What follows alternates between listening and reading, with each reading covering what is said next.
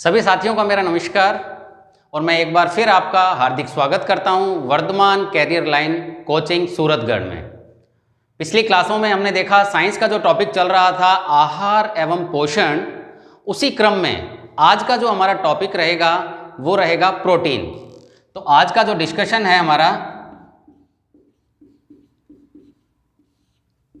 Protein based. भाई protein क्या है, इनसे हमें क्या मिलता है, ये क्यों ज़रूरी हैं, इन सभी क्वेश्चंस के जो आंसर हैं वो हमें मिलेंगे। तो सबसे पहले जब हम प्रोटीन की बात करते हैं तो प्रोटीन जो है मेनली कार्बन, हाइड्रोजन और ऑक्सीजन, इनके साथ साथ नाइट्रोजन, फॉस्फोरस एंड सल्फर, ये तत्व भी मिलेंगे। जो लास्ट क्लास थी हमारी कार्बोहाइड्रेट की, वहाँ पर हमने बेसिकली देखा था कार्बोहाइड्रेट जो है कार्बन, हाइड्रोजन और ऑक्सीजन, केवल इन तीन से मिलकर बने हुए थे। और जो आज हम डिस्कस कर रहे हैं तो ये क्वेश्चन भी बन जाता है, जो आज हम डिस्कस कर रहे हैं प्रोटीन में कार्बोहाइड्रेट के अलावा, यानी जो कार्बोहाइड्रेट में तत्व मिल रहे थे, कार्बन मिल रहा था, हाइड्रोजन था हमारे पास, ऑक्सीजन थी, इसके साथ साथ यहाँ पर नाइट्रोजन, फॉस्फोरस और सल्फर भी हमें मिलेगा। नंबर 1। इसके बाद अगर हम देखें, जो प्रोटीन होता है वो एक बॉडी बिल्डिंग फूड है, यानी शरीर का निर्माण करने वाला भोजन का घटक।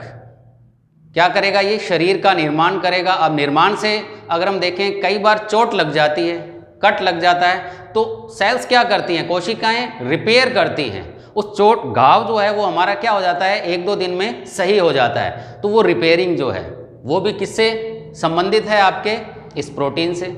इसके अलावा जो बच्चा छोटा है, ग्रोथ करेगा, बढ़ता है, वेट भी बढ़ता है, उसका शरीर भी बढ़ता है, तो बॉडी बिल्डिंग फूड भी ये है।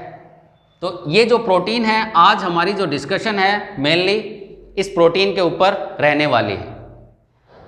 तो प्रोटीन, अब एक क्वेश्चन आता है कि भाई प्रोटीन किससे मिलता है हमें? तो जितनी भी दालें हैं, जो दालें हम खाते हैं, उन दालों से हमें प्रोटीन मिलेगा।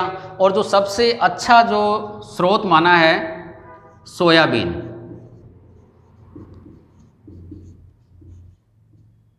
सोयाबीन में सबसे ज़्यादा मात्रा में प्रोटीन हमें मिलता है। अगर हम वेजिटेरियन की बात करते हैं, शाकाहारी या शाकाहार की अगर बात करते हैं, तो दालों में, और सोयाबीन जो है वो प्रोटीन का जो है सबसे अच्छा स्रोत माना गया है।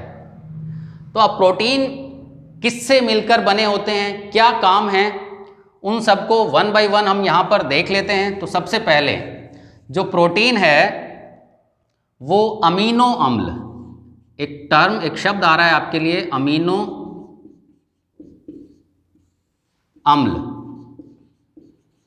तो प्रोटीन किससे मिलके बने हुए हैं? अमीनो अम्ल से। प्रोटीन का निर्माण, बहुत सारे अमीनो अम्ल जब मिलते हैं तो प्रोटीन का क्या होता है, निर्माण होता है। जैसे हमने कार्बोहाइड्रेट में देखा था मोनोसैकेराइड, डाइसैकेराइड, पॉलीसैकेराइड, वैसे ही यहाँ पर जो है अमीनो अम्ल मिलकर के डाइपेप्टाइड, ट्राइपेप्टाइड, मोनोपेप्टाइड, इस तरह से फॉर्मेशन करते हैं। तो अब अमीनो अम्ल की अगर संरचना देखें, अमीनो अम्ल का जो सूत्र अगर हम देखें यहाँ पर, तो देखें एक कार्बन ले लेते हैं हम, कार्बन, इसके साथ में एक ग्रुप जोड़ दिया हमने CH3 ग्रुप, एक हम यहाँ पर COOH कार्बोक्सिलिक। ये केमिस्ट्री का पार्ट है, थोड़ा सा इसको भी हम डीपली डिस्कस करेंगे केमिस्ट्री के टॉपिक में। तो ये जो COOH है, जितना अभी आवश्यक है वो आपको अभी बता दिया जाएगा। तो COOH ग्रुप हो गया एक CH3 ग्रुप, इसके साथ NH2 और साथ में एक हाइड्रोजन। तो यहाँ पर मैं एक बात क्लियर करना चाहूँगा, कोई भी कार्बन है उसकी जो संयोजकता होती है, उसके साथ जो जुड़ सकते हैं, दूसरे तत्व आकर के जुड़ सकते हैं, वो केवल 4 जुड़ सकते हैं। तो देखें हमने 4 चीज़ें इसके साथ, कार्बन के साथ क्या कर दी, हमने जोड़ दी। CH3 ग्रुप, COOH, ये कार्बोक्सिलिक या अम्ल होता है, ये अम्लीय, यानी यहाँ से जो एमिनो अम्ल, तो ये एक अम्ल समूह है, अम्ल से संबंधित समूह है COOH, ठीक है। NH2 जो है ये एक क्षार से संबंधित है, NH2 क्षारीय माध्यम हो कह सकते हैं हम इसको। ये किससे संबंधित है? आपका क्षार से। तो देखो यहाँ पर अम्लीय माध्यम भी है, यहाँ पर क्षारीय माध्यम भी है, इसीलिए इस पूरे अणु को अगर हम अमीनो अम्ल की बात करें तो ये एक उभयधर्मी की तरह व्यवहार करता है। जैसे अगर हम देखें उभयलिंगी, नर और मादा पुष्प की जब हम बात करते हैं, ऐसे पुष्प जिनमें नर हिस्सा भी होता है और मादा हिस्सा भी अगर होता है तो उसको क्या कहते हैं हम? उभयलिंगी पुष्प। वैसे ही यहाँ पर एक जो शब्द आएगा अब इसके लिए उभय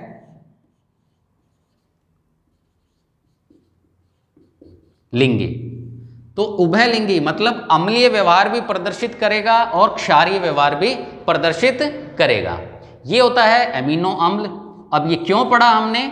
क्योंकि जो एमिनो अम्ल है वही प्रोटीन की इकाई है, यानी इस तरह के एमिनो अम्ल जब मिलते हैं तो फिर किसका निर्माण होता है? प्रोटीन का। तो बड़ा ही इंपॉर्टेंट क्वेश्चन एक और तैयार हो जाता है हमारे लिए, क्या कि प्रोटीन का निर्माण किन से होता है या किसके मिलने से होता है? तो हम यहाँ क्या देंगे आंसर? भाई बहुत से अमीनो अम्ल। अब ये बात अलग है भाई, दो मिलते हैं तो डाइपेप्टाइड हो जाएगा, तीन अमीनो अम्ल मिलेंगे तो ट्राइपेप्टाइड। सेम थ्योरी हमने देखी थी कार्बोहाइड्रेट में, जहाँ पर मोनोसैकेराइड, डाइसैकेराइड और पॉलीसैकेराइड था। तो ये जो अब अमीनो अम्ल मिलेंगे तो किसका फॉर्मेशन कर देंगे? प्रोटीन का। अब ये किस तरह से मिलेगा अमीनो अम्ल, इसको देखते हैं अपने। तो यहाँ पर अगर हम देखें तो एक अमीनो अम्ल और मैं यहाँ पर बना देता हूँ जिससे हम उनको जोड़ पाएंगे। तो एक और बना देते हैं हम, देखो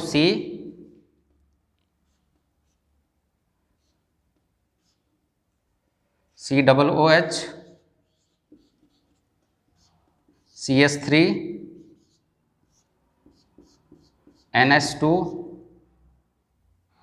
और एक हाइड्रोजन। सेम देखें बिल्कुल जो है, हमने एक दूसरा एमिनो अम्ल इसके बराबर में और बना दिया। अब हमें इनको क्या करना है? प्लस करना है, जोड़ना है यहाँ पर। और जोड़ते समय हमें ये ध्यान रखना है कि एक जल का अणु हमें क्या करना है? बाहर निकालना है। उससे जो स्ट्रक्चर बनेगी वो क्या होगा? हमारे प्रोटीन।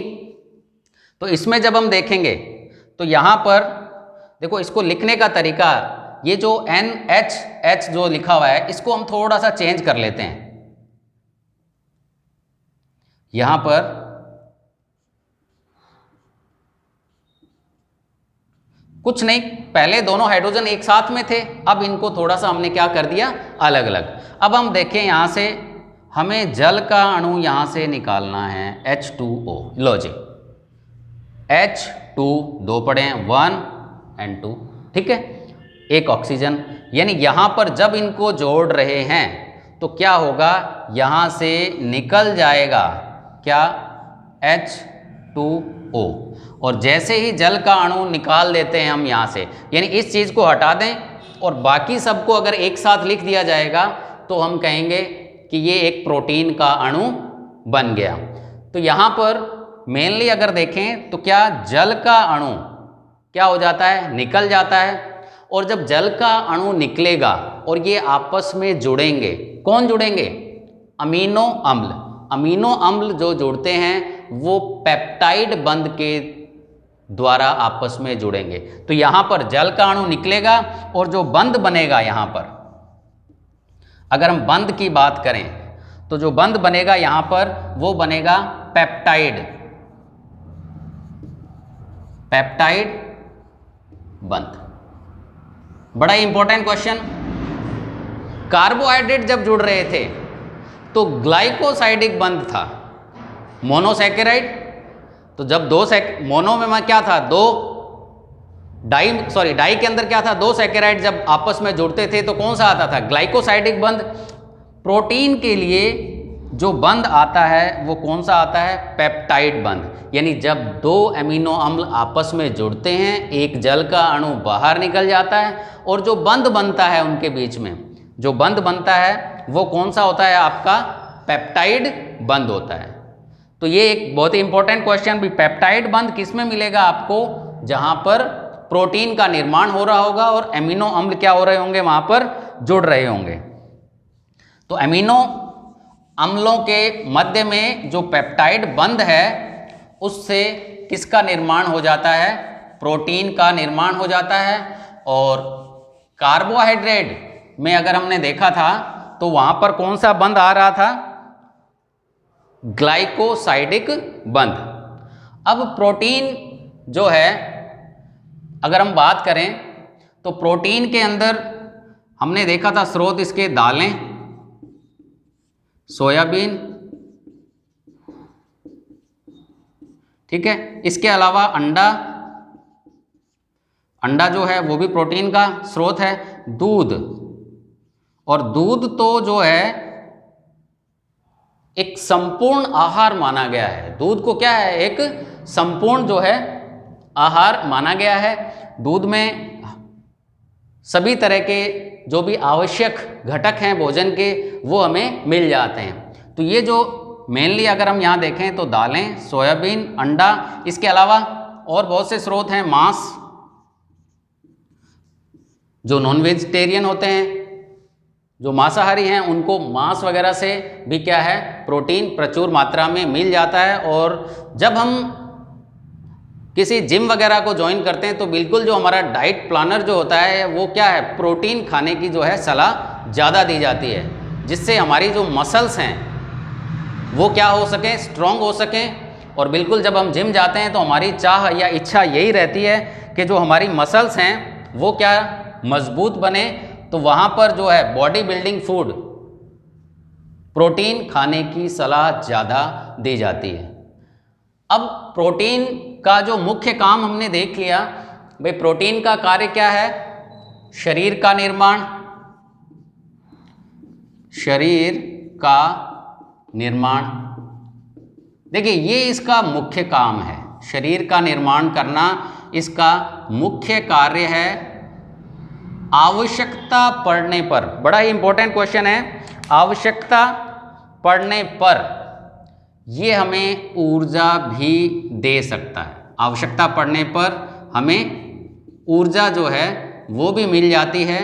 और कितनी मिलेगी, वही 4 किलो कैलोरी प्रति ग्राम, यानी 4 किलो कैलोरी, बिल्कुल कार्बोहाइड्रेट के बराबर ही है, कार्बोहाइड्रेट के बिल्कुल लगभग बराबर है सामान्य रूप से। अब क्वेश्चन में देखें आप, अगर क्वेश्चन हमें मिलता है प्रोटीन का और मुख्य कार्य अगर पूछा जाए, प्रमुख कार्य अगर पूछा जाए, तो शरीर का निर्माण या वृद्धि या मरम्मत, ठीक है ना, इस तरह का आंसर हमें वहां ढूंढना है सबसे पहले। तो अगर इनमें से नहीं है कोई तो अति आवश्यक परिस्थितियों में हमें ऊर्जा भी मिल जाती है, किससे, प्रोटीन से, ये भी हमें ध्यान रखना है। और जो ऊर्जा की मात्रा मैं आपको बता रहा हूं ये बिल्कुल कार्बोहाइड्रेट के लगभग बराबर है, 4 किलो कैलोरी प्रति ग्राम जो हमें ऊर्जा मिलती है, किससे मिलती है, प्रोटीन से। तो फिर दिमाग में क्वेश्चन आता है, भाई कार्बोहाइड्रेट भी 4 किलो कैलोरी ऊर्जा प्रति ग्राम और प्रोटीन भी, तो फिर अंतर क्या है, कार्बोहाइड्रेट को हम अलग क्यों रखते हैं, या उसका फिर क्या काम है, या प्रोटीन का क्या काम है। तो देखो मेन काम तो है शरीर का निर्माण, अति आवश्यक परिस्थितियों में ऊर्जा मिल जाती है। और एक महत्वपूर्ण अंतर ये है कि कार्बोहाइड्रेट से जो ऊर्जा मिलती है हमें वो अति शीघ्र मिलती है, तुरंत, इंस्टेंट एनर्जी। अगर क्वेश्चन में ये वर्ड मिले हमें कि भाई अति शीघ्र या शीघ्र ऊर्जा प्राप्त करने के लिए किस भोजन के घटक को उपयोगी माना गया है, तो हमारा आंसर नो डाउट जो है वहां पर क्या होना चाहिए, कार्बोहाइड्रेट। अति शीघ्र के लिए कार्बोहाइड्रेट कब है, अति शीघ्र ऊर्जा, ठीक है। अति शीघ्र ऊर्जा यानी तुरंत। जब मरीज को हॉस्पिटल में एडमिट किया जाता है तो ग्लूकोज, फॉर्मूला देख लेते हैं, C6H12O6, वो ड्रिप लगा दी जाती है ग्लूकोज की। क्यों? क्योंकि तुरंत ऊर्जा चाहिए उसको, मरीज को तुरंत जो है एनर्जी चाहिए, वहाँ पर प्रोटीन काम नहीं करेगा।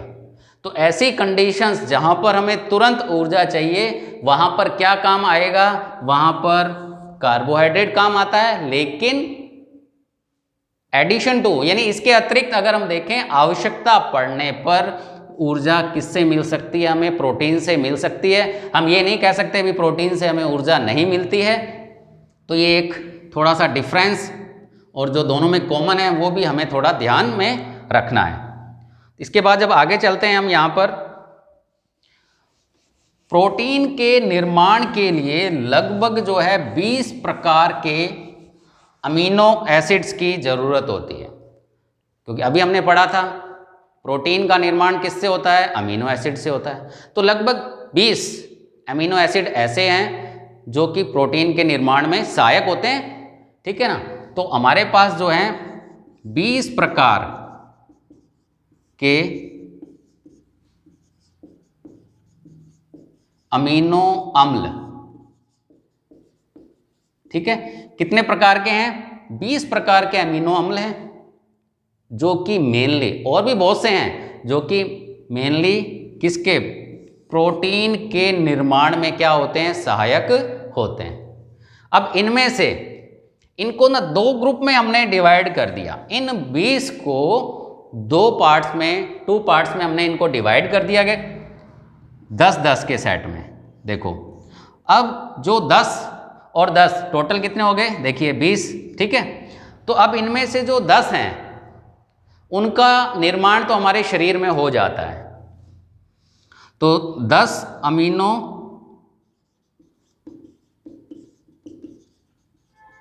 अम्लों का निर्माण जो है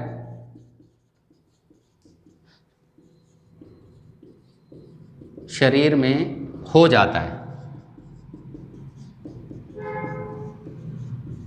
भाई जब शरीर में हो जाएगा तो फिर क्या होगा, हमें कोई ज़्यादा इनको प्राप्त करने के लिए कोई स्पेशल डाइट या वगैरह की ज़रूरत नहीं होती।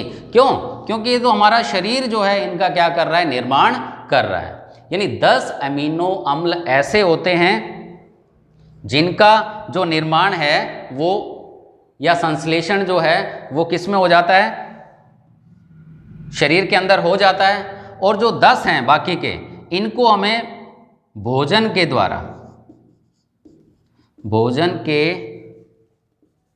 द्वारा प्राप्त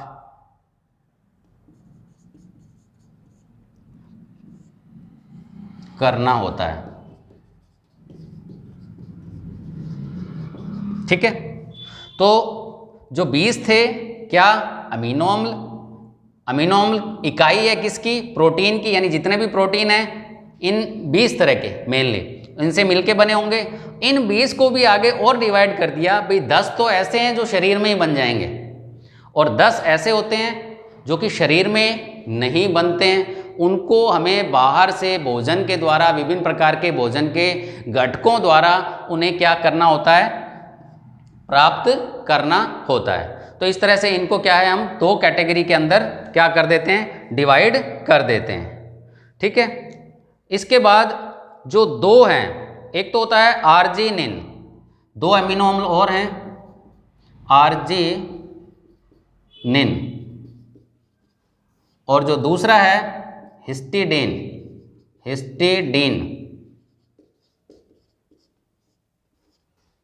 इन 2 को अलग कैटेगरी में डाला गया है, आर्जिनिन और हिस्टिडीन। तो देखें अब शरीर के अंदर जो बन रहे थे, तो इसके लिए तो ये इनको क्या है कि आवश्यक कैटेगरी में नहीं डाला गया। अभी इनका निर्माण तो क्या होगा, शरीर के अंदर हो जाएगा। बाकी जो 10 हैं वो अति आवश्यक है, क्यों?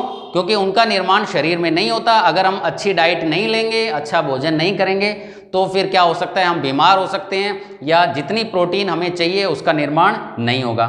अब ये जो दो आते हैं, जिन दो को अलग रखा गया है, तो ये जो दो हैं, इनका मेनली अगर हम देखें यहाँ पर हमारे शरीर में नहीं होगा संश्लेषण। इन दोनों का भी जो है संश्लेषण शरीर में नहीं होता। किन दो का? इन दोनों का भी।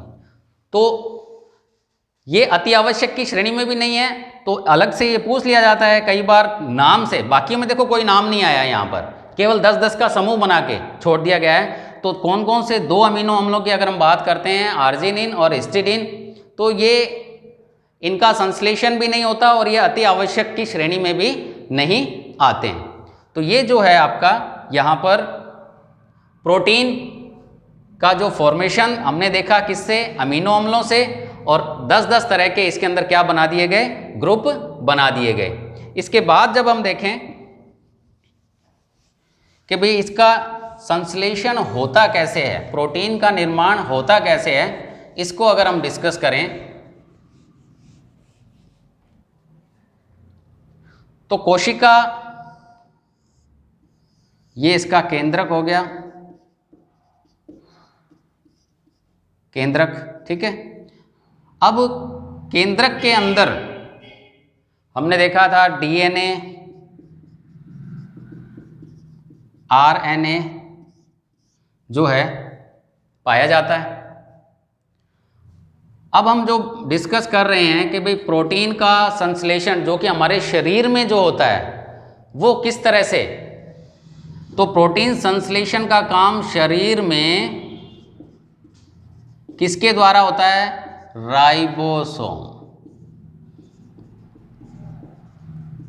राइबोसोम के द्वारा शरीर में प्रोटीन का जो है संश्लेषण, यानी राइबोसोम को प्रोटीन संश्लेषण की फैक्ट्री भी कह सकते हैं। भाई प्रोटीन का संश्लेषण कहाँ पर होता है? राइबोसोम में होता है। तो अब ये कैसे होता है, किस तरह से मैसेज वगैरह भेजे जाते हैं, कहाँ पर होगा, ये चीज़ अगर हम देखें तो जो केंद्रक में जो पदार्थ हैं आरएनए व डीएनए, तो डीएनए तो मुख्य रूप से कोशिका विभाजन के समय मेनली क्या आता है? काम आता है। अब यहाँ पर जब हम आरएनए को देखते हैं तो एक तो होता है एमआरएनए, आरएनए, एमआरएनए, दूसरा होता है टीआरएनए, आरएनए, ठीक है। एम से मतलब है मैसेंजर आरएनए, मैसेंजर मतलब सूचना देने वाला, ठीक है। टी का मतलब है यहाँ पर ट्रांसफर, टी का मतलब क्या है? Transfer, tRNA. और जो तीसरा जो होता है यहाँ पर होता है एक आरएनए। ये मिलकर के, यानी ये तीनों आरएनए मिलकर के संयुक्त रूप से दिशा निर्देश दिया जाता है किसको? राइबोसोम को। अब हमने कोशिका में केंद्रक का जो काम हमने जब देखा था, तो कोशिका में केंद्रक का कार्य ये होता है कि कोशिका के सभी कार्यों को वो नियंत्रित करता है, कंट्रोल करता है। कौन करता है? केंद्रक। और केंद्रक के अंदर ही ये आपके आरएनए व डीएनए, तो वास्तव में क्या होगा, एक मैसेज रिलीज किया जाता है केंद्रक के द्वारा। कहाँ पर? कोशिका द्रव्य में, कोशिका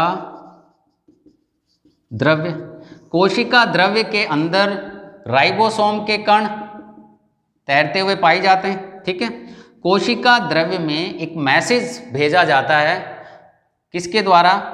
मैसेंजर आरएनए के थ्रू, और दिशा निर्देश दिया जाता है किसको? राइबोसोम को, कि किसका सिंथेसिस करना है? प्रोटीन का।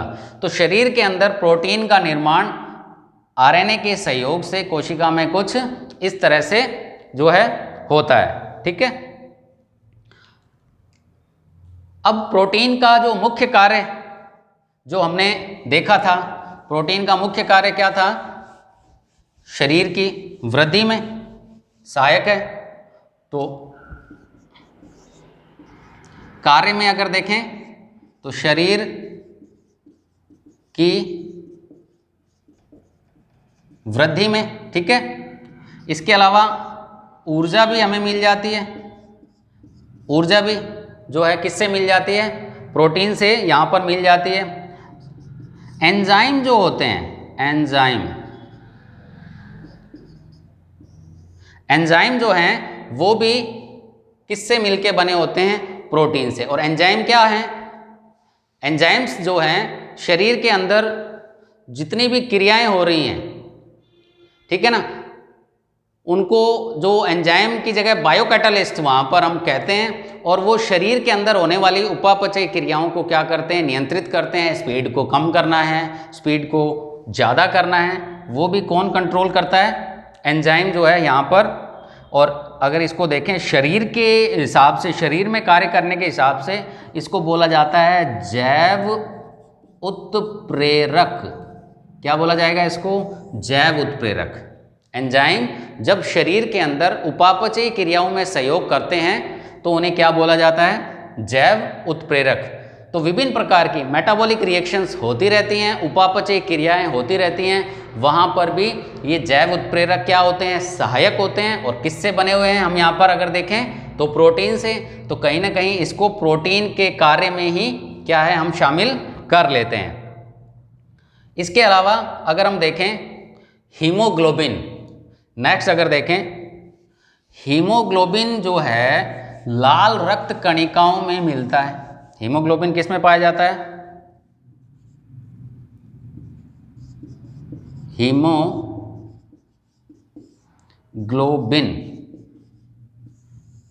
तो लाल रंग का वर्णक, क्या है ये, लाल रंग का वर्णक है। और किस में मिलेगा, रुधिर के अंदर, रक्त के अंदर, ठीक है। और इसी के कारण जो है रक्त का रंग होता है लाल होता है, रेड जो कलर होता है वो इसी हीमोग्लोबिन से। तो जो हीमोग्लोबिन है ये ऑक्सीजन को शरीर के विभिन्न भागों तक लेके जाना, ठीक है, कार्बन डाइऑक्साइड को जो शरीर के विभिन्न भागों से लेकर के आना। तो यहाँ पर अगर हम देखें हीमोग्लोबिन की सहायता से O2 ऑक्सीजन व CO2 का नियमन, ठीक है। तो ये भी जो है प्रोटीन की हेल्प से, क्योंकि ये भी क्या है, एक प्रोटीन है। किससे बना हुआ है ये, प्रोटीन से। तो ये भी एक प्रोटीन का, यानी रक्त के रूप में, किस रूप में, रक्त के रूप में ऑक्सीजन और कार्बन डाइऑक्साइड का जो नियमन है, शरीर में विभिन्न भागों तक लेके जाना है या लेके आना है, वो भी किसके द्वारा होता है, प्रोटीन के द्वारा। किस रूप में, हीमोग्लोबिन के रूप में। नेक्स्ट अगर देखें भोजन संग्राहक, भोजन संग्राहक यानी भोजन को संग्रह करने में। तो अब अंडे में अगर देखें तो एल्ब्यूमिन प्रोटीन, अंडे की अगर बात करें तो कौन सी प्रोटीन है, क्वेश्चन बन जाता है एल्ब्यूमिन, एल्ब्यूमिन, ठीक है। इसके अलावा दालों में, दालों की अगर बात करें तो दालों में भी प्रोटीन है, हमने अभी देखा था। लेकिन क्या है, तो यहां पर अगर प्रोलेमिन्स, ये तो देखो संग्रह हो रहा है, भोजन का क्या हो रहा है, भोजन का घटक है प्रोटीन। तो भोजन संग्राहक जैसे अंडे में एल्ब्यूमिन, दालों में क्या हो गया आपका, प्रोलेमिन्स। तो इस तरह से। इसके अलावा दूध में अगर देखें तो केसिन, अगर मैं दूध की बात करूं तो कौन सा आ जाएगा, केसिन। ये सब क्या है, देखो केसिन भी प्रोटीन है, इसके अलावा प्रोलेमिन्स भी प्रोटीन है। किस में मिलती है, दालों में। क्वेश्चन है एक, प्रोलेमिन्स दालों में कौन सी प्रोटीन मिलती है, तो आप क्या दे सकते हैं आंसर, प्रोलेमिन्स। अंडे में क्या मिलता है, कौन सी प्रोटीन मिलती है हमें, एल्ब्यूमिन। तो ये कुछ तथ्य हैं जो हमें क्या है यहाँ पर याद रखने होंगे। तो इस तरह से भोजन के संग्राहक के रूप में भी जो है प्रोटीन का हम क्या करते हैं, यूज करते हैं। इसके बाद अगर हम देखें प्रोटीन जो है मुख्य रूप से एंटीबॉडी के निर्माण में सहायक होते हैं। बहुत ही इंपॉर्टेंट काम।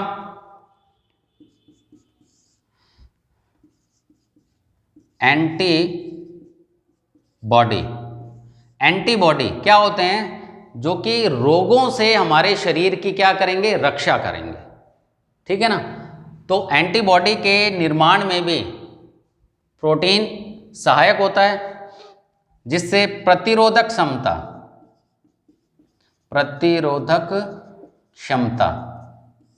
वो क्या होती है? अर्जित होती है। कि किससे? एंटीबॉडी किससे बने होते हैं? प्रोटीन से। और क्या काम करेंगे? प्रतिरोधक क्षमता अर्जित हो जाती है हमारे शरीर को, और रोगों से लड़ने में क्या करती है? सहायता करती है। ठीक है ना? इसके अलावा जो है कई जंतुओं में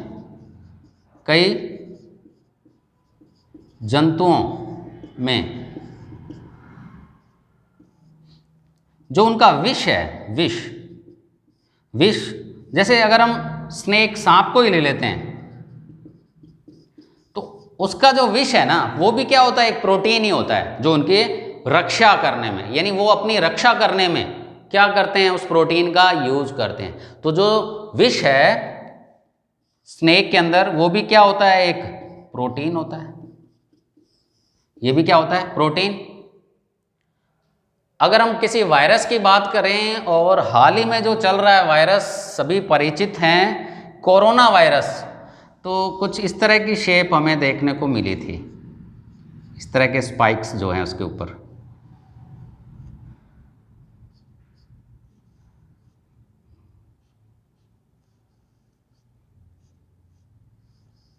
ये तो एक इमेज ऐसी हो गई है आज के टाइम में कि सभी के दिमाग में बिल्कुल 100% बैठी हुई होगी, याद करने की भी ज़रूरत नहीं है। इस तरह के जो स्पाइक्स जो हैं, तो वास्तव में जो ये हैं, ये कांटे से जो हैं, ये भी किसके बने होते हैं? प्रोटीन के बने होते हैं। देखो कहाँ, वायरस में भी ये भी किसके बने होते हैं? स्पाइक्स। देखो इसको अगर हम करें तो इस तरह की जो संरचना है, ये भी किससे मिलके बनी होती है? प्रोटीन से मिलकर के बनी होती। तो ये वास्तव में हम 1 by 1 तरह तरह के क्या है कार्य यहां पर हम देख पा रहे हैं प्रोटीन के। तो ये जो है हमारे सामने कुछ कार्य यहां पर। इसके अलावा अगर हम देखें कुछ और महत्वपूर्ण बातें प्रोटीन के बारे में ही अगर हम देखें, भोजन में मछली जो है, मछली के अंदर लगभग सभी प्रकार के अमीनो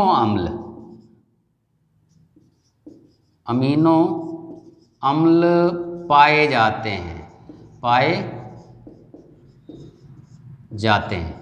मछली में लगभग सभी प्रकार के क्या हैं? अमीनो अम्ल पाए जाते हैं। अब यही रीजन है कि भाई प्रोटीन का निर्माण किससे होता है? प्रोटीन का निर्माण होता है अमीनो अम्लों से। तो फिर मछली जो है वो एक प्रोटीन का बहुत अच्छा सोर्स है। तो जो मछली है वो क्या है? प्रोटीन का बहुत अच्छा सोर्स है। ठीक है ना? इसी के साथ इसके अलावा अगर हम देखें नेक्स्ट, प्रोटीन की कमी से होने वाले रोग को अगर हम डिस्कस करें तो यहां पर दो महत्वपूर्ण बीमारियां हमारे पास मैरस्मस, एक तो आती है मैरस्मस। तो यहां पर अगर हम देखें, एक तो प्रोटीन प्लस कार्बोहाइड्रेट, ठीक है ना, प्रोटीन और कार्बोहाइड्रेट की कमी से, और एक आता है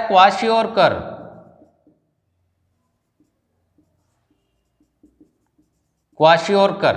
ये क्वाशियोरकर के अंदर क्या होता है? मुख्य रूप से कार्बोहाइड्रेट को हम शामिल नहीं करते हैं, प्रोटीन की कमी से। ये एक दो मुख्य बीमारियां और जो हैं, जो डिजीज हैं, मैरस्मस किसकी कमी से? प्रोटीन और कार्बोहाइड्रेट की अगर कमी हो जाती है तो कौन सी बीमारी हो जाती है? मरस्मस। और अगर प्रोटीन की ही कमी है शरीर के अंदर तो फिर जो है एक डिजीज, एक बीमारी जो है क्वाशियोरकर। ये जो बीमारियां हैं ये किसकी कमी से? प्रोटीन की कमी से। तो स्टूडेंट्स आज की क्लास में इतना ही। नेक्स्ट टॉपिक के साथ फिर मिलेंगे अगली क्लास में। Thank you very much.